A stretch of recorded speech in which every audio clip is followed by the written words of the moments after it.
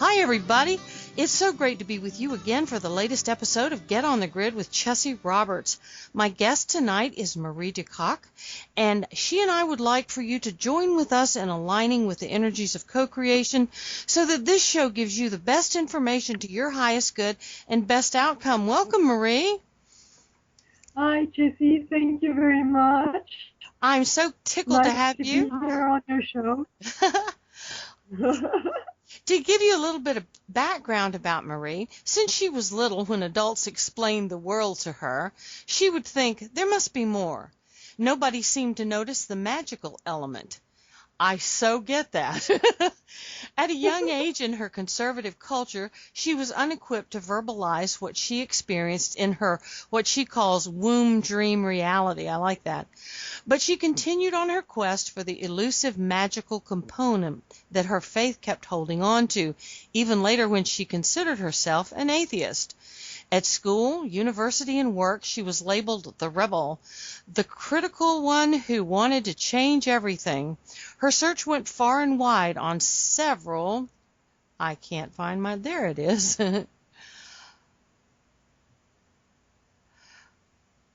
I've lost it. Several spiritual paths. There we go. My notes jumped on me. With the advent of menopause and her concurrent Kundalini awakening in 2012, she connected the dots of wisdom for her 20 years of meditation, magical passes, Tai Chi, Qigong, I'm not sure what that is. You'll have to tell us, Marie. Practices, female spirituality rituals, her first written female spirituality book, and continued studies as well as Reiki healing work. The consciousness in her body became a clear voice that she could readily hear again and finally verbalize. At last, her life began unfolding in the magical way that she always knew to be reality, and that is a very simple little life. She's proud she never gave up on her quest, and so are we. So tell us about this awakening. I can't imagine having to go through menopause and a Kundalini awakening all at the same time. That had to be rugged. It was profound. I'm sure. And I didn't expect it, of course. And so in 2012, when everybody was into ascension, I fell madly in love after 13 years of celibacy. And that was the biggest surprise. The love story didn't turn out, but the awakening of my inner feminine essence became apparent and clearer, and it was like a second awakening for me, Chessie, because my first awakening was 20 years ago, and this time it was like a really profound deepening that I had to experience, and instead of looking for all those paths outside and studying and doing all the magical passes and the Qigong and the Tai Chi and going to different teachers and constantly questioning more and more, because I always wanted to know why. Yes, I understand this and this and this, and then why? And then finally, I realized for the second awakening, the wisdom will come from within. And for me, it was quite physical, although I understand it was from the fifth dimension through all the way into my womb and in my heart and in the center of my brain. But the wisdom was coming from my own spirit. Finally, I could hear that voice. Well, that had to have been profound. I like the way you've broken it down. I think we all go through the two awakenings, and a lot of us don't realize it.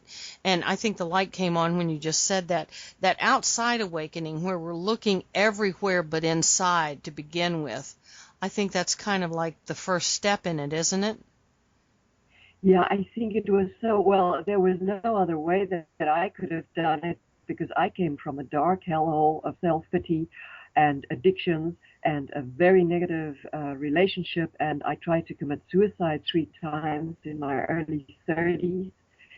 And the last time that it didn't work, and these suicide attempts were, well, they weren't successful because I was a bit of a coward, but it was not the kind of suicide attempt that I wrote notes and I tried to get attention. I was seriously intending to leave because I could not understand how I was supposed to fit into what I called the man-made world. It just didn't make sense to me. I felt too sensitive to function there. And already with all the addictions, it was so clear that I was just looking for escape all the time. And so the last time that I did not succeed, I was furious. And I thought at the time I was furious. I was an atheist. But at that moment of extreme fury, discovering that I was still alive, although with pneumonia in hospital because I had collapsed, I was so angry with God. And so in that moment, I was like, how dare you not listen to my command? I wanted to die, and I will only live by magic in the future. And after that very powerful acclamation, a few days later, I thought, well, maybe the first thing I need to realize I'm not atheist, because otherwise, why would I be believing and speaking to God? You know, who is this then? Yeah. And secondly, I realized that there was still inside of me this idea of what is magic. And so I thought, no, now I want to get answers. And that's how the quest outside began, that I started whatever came my way. And you know, that moment that I also said, okay, I want to learn. I wrote a little poem that said, open your ancient books now. I want to learn. And those books really opened for me. Teachers came to me. I did past life regressions. I started studying Buddhist meditation. I discovered a Kundalini guru in my neighborhood, a woman, a female guru. And I started doing all kinds of things. And that search outwards just brought all the different teaching of spirituality to me, because I had grown up in a religious home and I was not aware of all these things. And I think the practices was so important as well, that I started becoming conscious of my breath, that I started the Tai Chi, start becoming consciousness of my body in a different way, start getting some respect for my body, and just listening. You know, it was Krishnamurti, it was anything that I could find in any bookshop, and it came. And female spirituality books came, and pagan teachings about Mother Gaia, and all of it was so important to help me see a different reality. So that first quest, yes, I think that first awakening is so important, and it's outwards. First, we must go and seek some teachings, and we need some healers, and we need some wisdom from the outside to help us. It's very profound that you say that. I had someone question me one time about why in the world should we even bother to read all these books. And that's the very reason. It gives us sort of an impetus, a jumping off point, if you will, to go and explore these things that we had been unaware of before. And I think, now this is just my opinion, that as we investigate these rituals and these different practices and all of that, it does awaken something within us that starts to call us within. Would you agree with that? Oh, absolutely. You know, and I also believe that we, if we grew up in a way that we were impoverished, that our spirit was impoverished, if we grew up in a way that we thought badly of ourselves, and we did not grow up learning unconditional love for the self and learning how to forgive the self, if we did not grow up in that way and understand the flesh as sacred instead of sinful, and we grew up in a way of looking at sex in a negative way, that it's the weakness of the flesh, you know, those kind of sentences, they strike so hard at the core of our divine creative intelligence. And so we need all the different teachings. And in the West, with this amazing awakening since the 60s, these teachings became available to us for a reason. And so we went along, most of us go and question quite a few different ones. It's like people in university study comparative religion or comparative literature or comparative cultures, but a lot of us went and studied comparative spirituality systems or shamanic systems or indigenous cultures and their beliefs. And I think it was so important to reconnect. And you know, the other thing, Chessie, as a healer, I finally qualified as a Reiki master, and I've been practicing for many years. And what I have found so often is that when we go on those quests, we go and pick up memories from past lives or knowledge that we had already gained in past lives, but we have to go and reclaim it. And when you go into a certain direction, each person has got a unique curiosity about certain things. And for a reason, we go and pick up pieces from the past that we've already understood, we've already practiced some things. I discovered my past lives in China and understood why I love the Tai Chi and the Qigong so much, and it came to me so easily, and it gave me such emotional comfort before the spiritual comfort came. And I think we are picking up a lot of pieces. And when I say we, all of us that are alive and well and awakening during this 2012 window that's opened for us to expand our consciousness, that we came specifically to recollect everything that we possibly can so that we can be the totality of ourselves this time around, and right now, in the now, that we can be as much of what we are as we possibly can, because that's what's required. I agree with you. I agree with you. I was talking about this with the show that's previous to yours. We had this almost exact same conversation, the guest and I. But I think it's extremely important to hear the same message but from different perspectives, because we sort of get locked in as humans into a way of thinking, and once we can break out of that and start realizing that there is a truth in all of this, and that's what we need to be listening for and looking for and finding, I think that makes a big, big difference in our awakening, don't you? Oh, yes, and those personal truths, because that is, as you said just now, those personal truths from the outside is going to wake up what we've got inside of us already and all well developed, and it's just waiting there, the wisdom, the inner wisdom that's going to guide us all the way through, and to start embody the wisdom, to start living it, to start being it. Right. We first need to get the knowledge from the outside. And another thing that I have seen that's interesting, a theme as a healer with people, collecting past life memories, collecting knowledge from different places, is that it seems, and some teachings tell us, that a lot of souls have come, more than 7 billion, are here right now for very good reason, because there is this magnificent opportunity for us to step through or to bring down the fifth dimensional wisdom, the spiritual wisdom, or the liquid light body, and what all of that represents. Or if you want to talk about the vortex, to go into the vortex and become all of what we've accumulated over lifetimes. That there is this tremendous possibility to do that, that it's not easy, but easier than any other time in the last 26,000 years, or if you want to go into these cycles, there's a 104,000-year cycle, etc., etc. This 0 point that some people have spoken about, and that a lot of us just decided, okay, I'm going to try my best, and I'm bringing all of my cargo, all of my karma that I still need to work through.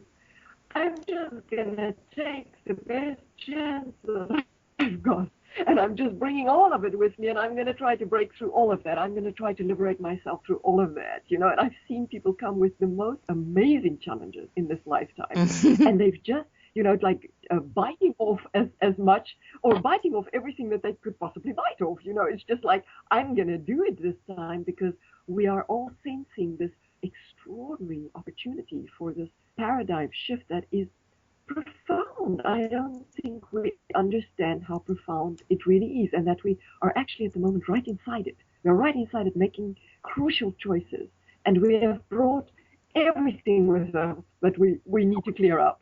And so we are we are investigating, and I encourage people to investigate as much as possible and not to stop reading, not to stop opening up to new knowledge, because whatever we've got inside is as we make that comparison, we just learn more, we just refine the inner being more and more. What I've discovered is as I learn, as I acquire knowledge from these books and these writings and all of that I have acquired over the years, when I start living that knowledge, that's when the magic occurs and the knowledge transmutes into wisdom. And the wisdom gives me the insights to go deeper and farther. Do you think this is an accurate assumption or observation? Yes, I think if we are attentive enough and we don't resist the wisdom that comes, if we can use it to go deeper inside and get more and more profound within it. And for me, it becomes more and more of a bodily knowledge that I sense on a deep level inside of me, and that my meditation and my Tai Chi and the Qigong becomes a deeper and deeper practice that I sense more. My breath goes deeper and deeper. It seems as if I can breathe in more and more. My heart feels more open. It's a physical sensation of being more open. My womb started feeling warmer and warmer, that I could literally feel this astonishing spiral of energy coming up. And when I started long ago with meditation and all this work, I could feel some energy come up my spine, and that line of energy felt like a little laser beam. It felt, or the most of thickest, it would be maybe a hose pipe. Mm-hmm. But by now, the amount of energy that comes up, it feels like a tree trunk. It feels as if I'm getting energy from Mother Earth, and it comes up all the way through me. And I just know my heart has got to be so open and so compassionate, and for myself and for others. Otherwise, the heart is just not open enough to let all this energy pass through up into the brain, and for the crown chakra to open wide enough. And I realized that all of that body work, for me personally, that was a way at a time, because I grew up in a home where there was very little love, and so I had a terrible defensive attitude towards the world. And that's what blocked the positive energy to come in. I was, in turn, blocking the love. And for me, the way was through all that physical practice. And by the time that I finally managed to break through to love for the self and love for others, to really, really feel it on a deep level, the physical practices could deepen, and I could really start feeling the energy. I literally embodying the energy and feeling this exquisite sensation inside of me, knowing that this life pouring through me, this divine intelligence pouring through me, needed the preparation on the physical level. And as it continues now, it's just so delicious. And if I read something now that kind of rings a bell or whatever, I feel it through my body, and I see the colors and everything, and I haven't taken drugs for more than 20 years, so it's not a flashback. Well, you mentioned coming... and it's so much more profound than it ever was long ago, Well, you mentioned earlier coming from an impoverished spirit, and I think a lot of us do that because we've been taught to turn away from everything you've been talking about. And because of that, we block love, and I don't mean the physical love. I'm talking about the fourth chakra love as a defense mechanism, don't you think? And as we learn and we grow and we open to all this, then we have this defense versus acceptance. And once we can let go of the defense mechanism and start to accept what's out there on a, I'm going to say an internal level, that's when all this growth starts, would you say? Yes, the heart really needs to open, and for me personally, my heart just couldn't open before I felt secure. And the security came from from understanding, for me personally, it was understanding that this planet loves me as a mother, and that I could taste and feel and hear and touch her love, that I could receive it, and that I started seeing that my home and my clothes and my food are her gift of love. And then I really started looking at it on a deeper way, and every delightful moment in nature, watching the river, hearing the birds, feeling the breeze on my cheek, but really start opening up and thinking, Marie, this is love. This is not just, oh, isn't it nice to be out in nature? Feel her. Open up and understand it's her heart, and she is giving unconditionally. She has not stopped, no matter what we have done to her. She has not stopped giving us everything that we need with such beauty. There is just so much beauty. There is so much love in the eyes of animals. There is so much delight and exquisite smells and tastes in flowers, in our food, and the beauty of it all, and how it constantly changes and shows us that it's okay to go through cycles, to experience life and death as something that moves through us, and not to be afraid anymore. So my security came from there. My heart opened up there first. I was too afraid to open up my heart for people because I had had too many bad experiences. And that's not just the fault from the outside, that's also my own fault. Of course, I was sending out a frequency like that. But it helped me so much to just first open my heart to nature and start the trust, start feeling secure, and start understanding that her support is there all the time. And from there, I could start looking at our creatures and then start thinking, but human beings are part of all of this. We're all natural.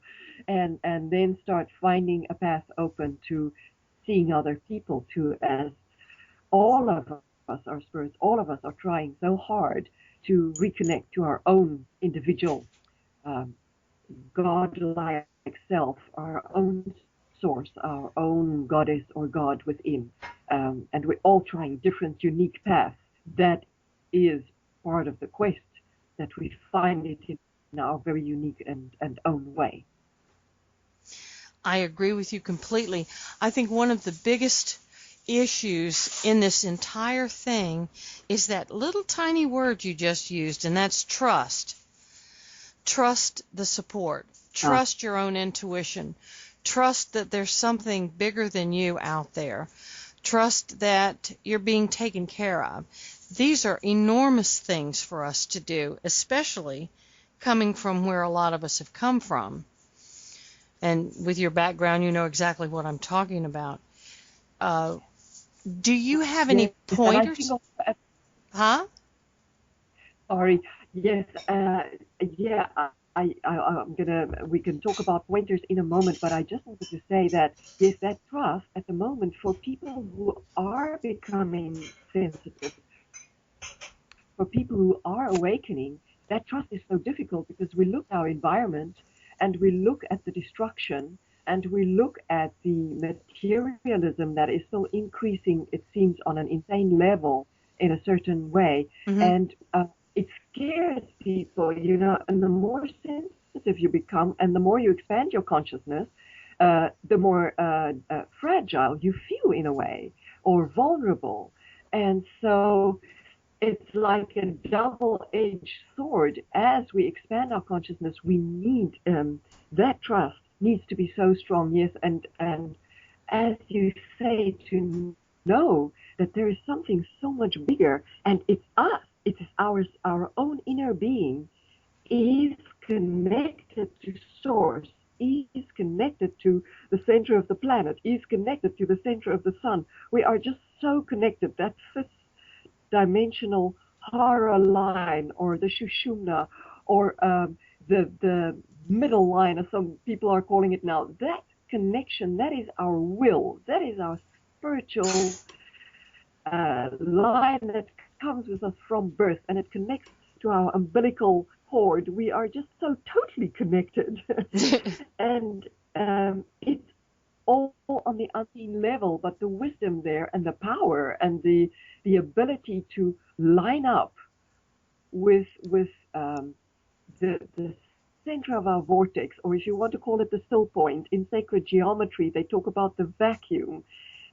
All those still points, the silent inner knowledge is all connected to start trusting that we are wise and that we are knowing what we are doing. We came here for a very specific reason, and we are just fine. We are in the right place at the right time, and all is actually well. We really need to cultivate that and keep on saying that to ourselves and keep on looking for signs of that, because actually the signs and the signals are all around us that we are okay. It's okay. We're going to be okay. In fact, I think we are doing so well. I think one of the things too that happens when you accept what you were just talking about, when you wrap your head around all of that connection and how it really truly is there, and once you accept that connection, the opening of your chakras, I guess is what it is just amazing. That feeling of oneness with the entire universe is just incredible. And for me, excuse me, it seems to happen periodically depending on what I'm doing, but during my meditations is when it happens the most. Yeah. It's when we go into inner silence ourselves, then we rendezvous with all of that divine intelligence and loving nurture that's right inside of us. Yes. And I just want to add there that the still points for me inside the body, and this is one from one of the ancient teachings that talk about the three lotuses inside of our bodies. A lot of people are talking about the sacred center, the inner center inside the heart. But I want to point out that there are two other sacred centers, and the one is inside, it's behind the umbilical cord, it's behind the navel, and there is a vortex there that is the very center. If we want to talk sacred geometry for a little moment, so many people understand that now. Yeah. There are two vortices, and in the middle of it, there's that wonderful still point, and in martial arts, it's called the Tandien, and it's behind the umbilical. And for men, of course, they have that point as well, but for women, the womb is right there. And it is just so incredibly intelligent that the fetus develops right there in that magnificent stillness where the divine intelligence and the love and the nurture, the unconditional nurture and unconditional love pours into that place where that fetus develops. And if you look at the remarkable intelligence of how that fetus develops, you understand that that same divine intelligence is pouring into us all the time. And it's there inside that vortex, in that still point, it's inside the wisdom in the heart, and it's inside the center of the brain where it's stimulating or feeding, nurturing the pituitary, the hypothalamus, and the pineal.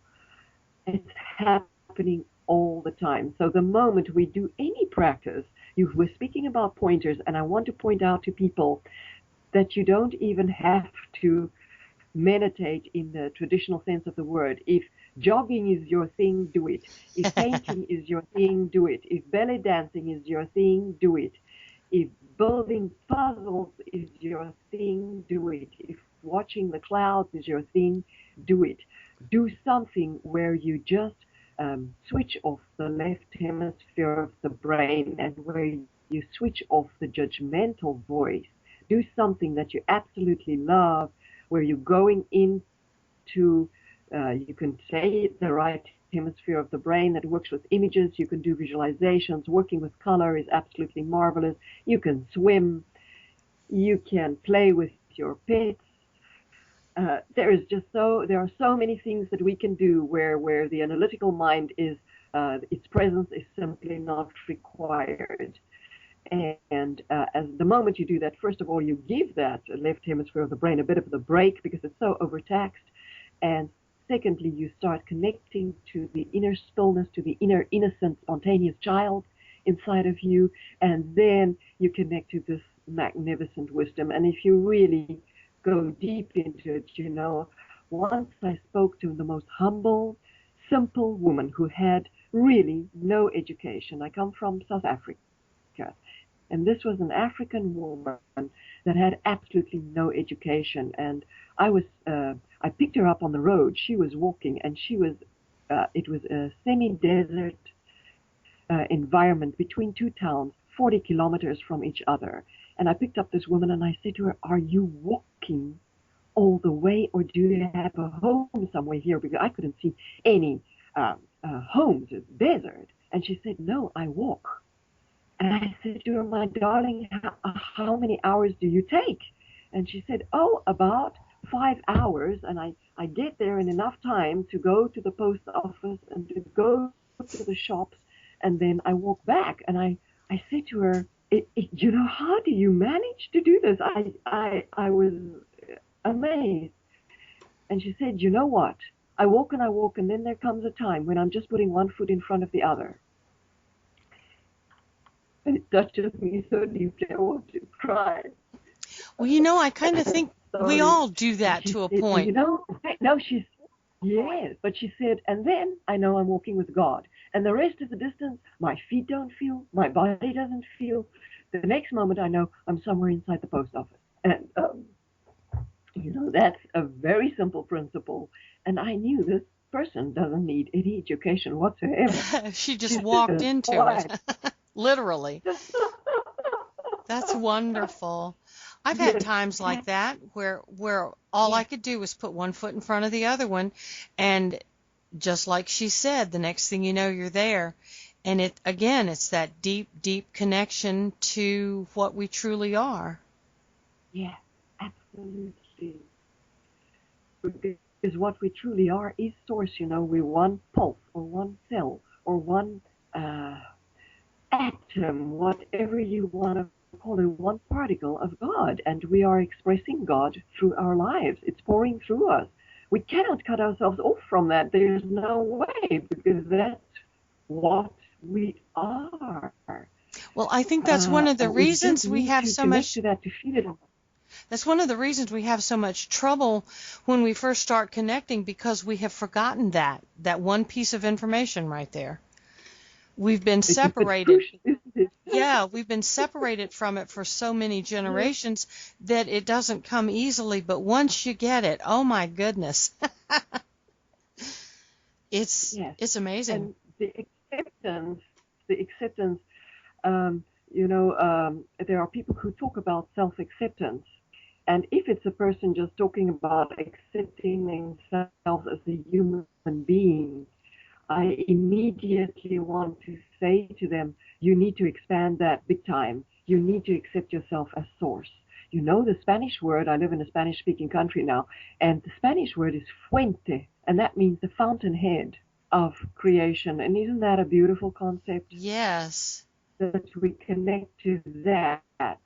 And I want to speak to women about that, because that is the kind of feeling that you get from the womb, that it's that fountainhead springing up from there. And I want to point out to people that it is our creative force, and we do have a lot of issues around sexual energy, and that sexual energy is the creative force of God, and it's inside of us. And if we can also start looking at that as totally sacred, and understand that if we actually start connecting our consciousness to our sexual creative force, and understand that we can sculpt our reality with a combination, with the alchemy of the consciousness and the creative force inside of us, we are beginning to create our reality the way we're supposed to do.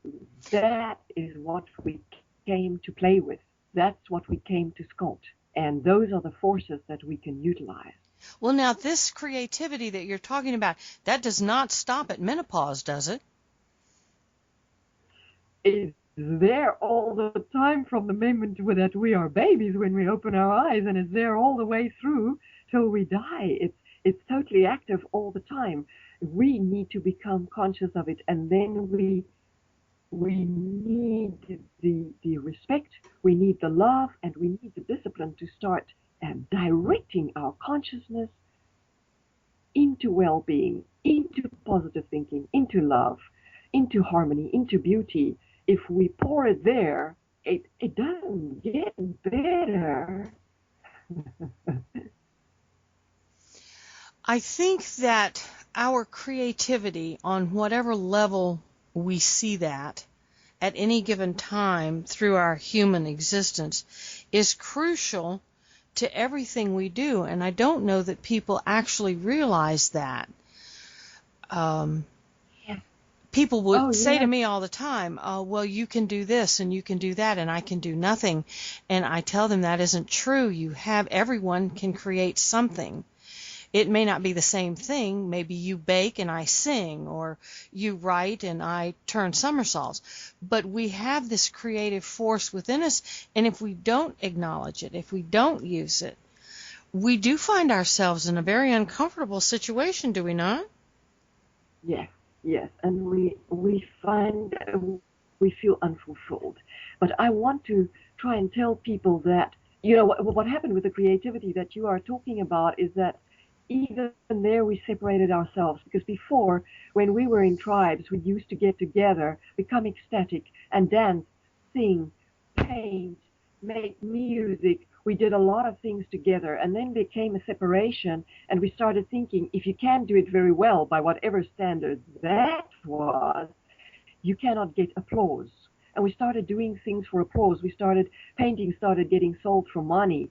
Not that there's anything wrong with that. I don't want to take the livelihood of people away from them at all. But the thing is, our idea of creativity has shrunk to certain activities only, and then we call that art.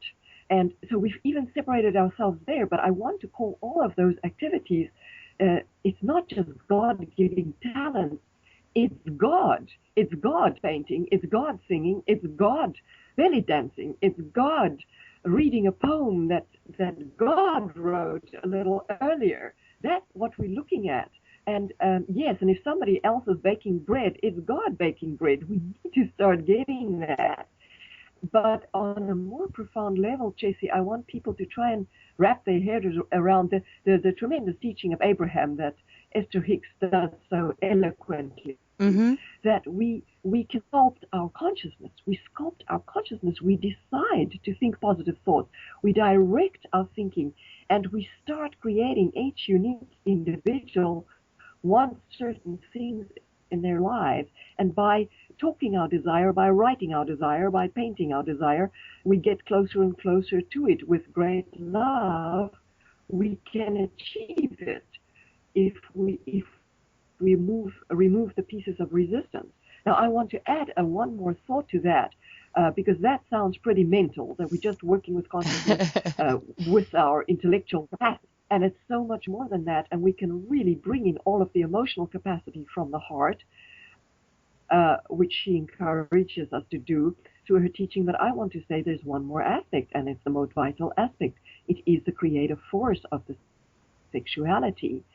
And if we start understanding that we can use that creative force with sacred sex, or accumulate the result of implosive orgasm through sacred sex, then we get so much closer to the divine way of directing our consciousness. If we merge all of that in an alchemical process inside that cauldron, inside of ourselves, which is inside the Tandian, which is inside the womb for women, we become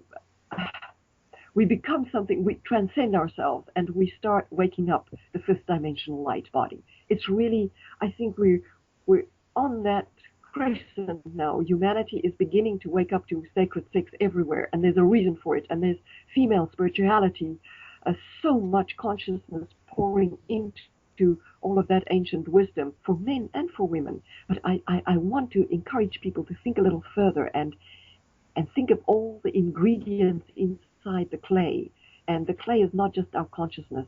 It's the sacred, intelligent, divine center inside the vortex, behind the umbilical, inside the heart, and inside the center of the brain. If we get all of that together, we just become totally invincible, and then we're going to live the totality of ourselves. And I think quite a lot of people are already there, and quite a lot of us are very ready to step into that totality of ourselves. I get the visual of a coming together of the body, mind, and spirit on levels that I have never encountered before as you speak. The fact that we are a complex creation, we're not just what we appear on the outside, but all of this coming together that you're talking about. As you're speaking, I'm getting these energetic visions of this, and it's just incredible. I wish I could transfer them to words, but there aren't any. There's not going to be words. No, it's a little beyond. But may I, just for a moment, I don't know if you do this during your talks, but a meditation came to me to demonstrate this for me. And I was sleeping, and I woke up, and my body was actually doing some type of visualization through these centers, and I knew I didn't want to wake up completely, and I just thought, I just want to experience this because this is a magnificent gift, a gift in 2012 that came to me. And I teach that, and I also teach that inside my book. And I just want people for a moment, if they just want to visualize 3 colors and breathe orange amber light into the umbilical area, into the abdomen, the lower abdomen, or the belly, or for women, the womb. If you can breathe the most exquisite orange light glowing, when we say we glow in the dark, well, let that orange glow come into that belly abdomen center, and then inhale a second time into the heart with pink. And you can take any color pink there. It can be from the palest pink rose to the most profound burgundy, dark red color rose, because when men and women, we go through cycles during the month because we are 70% water, and the moon has a profound influence on men and women. And we may see a pale pink rose during a new moon and a dark red rose full moon, or your mood for the day. So I'm going to just go back again, and we start with an inhalation in the womb. That's an amber orange light. And the second inhalation, expanding the heart, lung area with any color, pink or red that you like. And then exhale inside your head with violet. Exquisite violet light. And so this is this very gentle meditation that you really inhale and really expand inside your body. Relax and let the energy come in with amber light, and then with a pink light inside the heart, and let that heart open. And then, like a fountainhead from the center of your brain, let the violet light go out. Exhale there, and let it go out like a fountain above the head, and cover the whole aura as the fountain drops come down, almost like amethyst drops, purifying the entire aura as it pours down. And then, as if you've got this wonderful little pump, and you do, with the help of Mother Earth, and with your heart, you have a pump, and with the magnificent Kundalini power inside us, we start breathing it in again, and the energy moves up again from the womb area, from the abdomen area, up into the heart and out through the head.